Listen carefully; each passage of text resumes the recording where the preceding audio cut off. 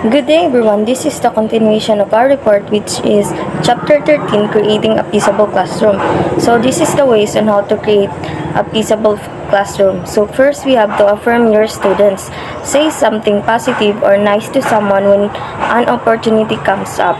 Recognize the idea they contributed, show interest with what the learners have to say, nod or look them in the eye. So as a teacher, you should show interest on what learners have to say. So for example, you must give positive comments when they are participating. So it would encourage them to have active participation within a class. So it would also increase their self-confidence. So next we have is express feelings appropriately and encourage students to do so. When there are situations that anger you, refrain from aggressive ways of reacting. When our patience is tried, the level of anger thermometer in our bodies goes up and we tend to react forcefully. It is not rare to hear of teachers yelling at their students, kicking or pushing furniture or throwing items with angry. Teachers should learn how to manage their anger. Instead of exploding or suppressing it, teachers can use calming techniques like breathing deeply or gently leaving the anger scene and come back when the angry feeling is subside. Students should also be taught appropriate expression of feelings.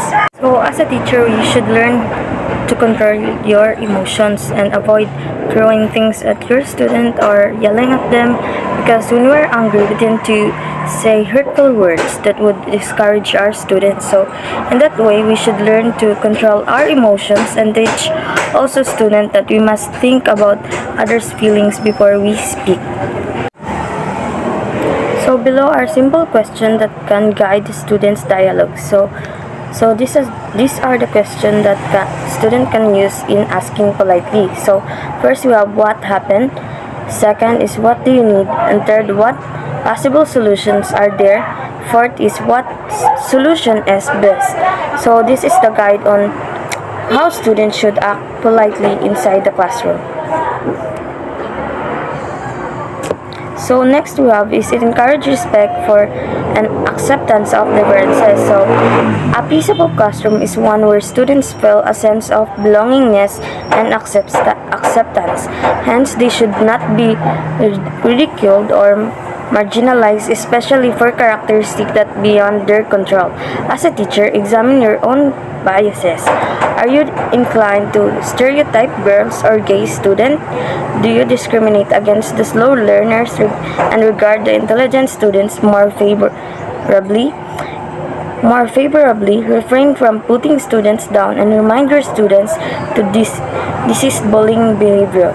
Organize a welcoming activity for new students. Give old-timers a pep talks on the joy of being warmly received. Assign old-timers to be big sisters and brothers of newcomers and assist them in their needs. Talk to your class about the importance of respect. So as a teacher, you should create a classroom where there is equality, where you treat your students equally without discrimination. So a classroom where students feel the essence of belongingness. As a teacher, you should also teach your students about equality and acceptance on each other's differences in culture. So as a teacher, you should not be biased in your students and address everybody's needs inside the classroom. So next we have is employ more cooperative than competitive activities. So cooperative activities are those that will enable the class to work together to pursue a goal. Ugly competitions breed divisions that make set conflicts in motion. Cooperate activities, on the other hand, promote positive interdependence where students learn the skills of communication and collaboration to reach a desired goal. Teacher, you should create cooperative activities than a competitive activities. So a competitive activities would create conflict with your students. So they would treat each other as a competitor, while cooperative activities would encourage collaboration with your students and they would learn to develop relationship with each other just like friendship. They would also learn the idea of helping each other to achieve or reach a certain goal. So next is teach students how to resolve conflicts peacefully and constructively. So when there are hurtful situations, take an active role against it. Mediate in conflict situations. Employ a problem-solving approach. Teach students how to use this approach and how to dialogue constructively. You should teach your students on how to resolve conflict without hurting each other. So you should teach them on how to resolve it calmly for the situation to not get worse. So they should know the proper use of words that can't hurt anybody's feelings. So next we have is practice student skills of communication. Many conflicts in the classroom arise because of miscommunication, misinterpret, and misunderstanding. There are times when what we say is not accurately received by the other, or when what we do is not inaccurately perceived. One way to help avoid conflicts emanating from miscommunication is to teach the students how to clarify and paraphrase. Teach them that when something said bothers them, they should clarify if they receive the message accurately. People sometimes have the tendency to speak before they think.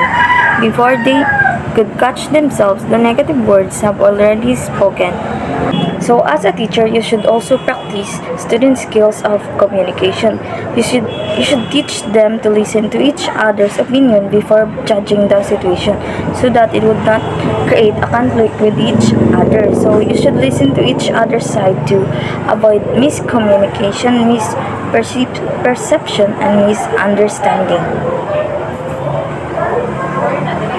So the next we have is changing negative statements into more positive ones. So first, shut up. Instead of saying shut up, so the alternative one is please keep quiet. So next is you are irritating. So the alternative one is I am bothered when.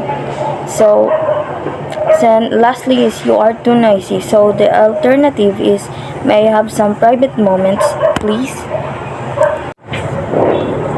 So, a peaceable classroom is one where students feel safe and secure.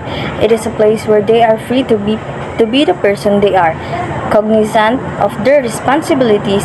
It is a place where they grow a person without threats of being ridiculed, marginalized, or hurt. Teachers can help build these kinds of classroom. If the principles of peace are taught and live in the classroom, it will be easier for learners to carry on these values and skills to their other spheres of interaction. And peace teachers should be happy that they have done their share in building a society where the new norms are peaceable. So that are the ways on how to create a peaceable classroom. So I think that's the end of our report. Thank you so much for listening.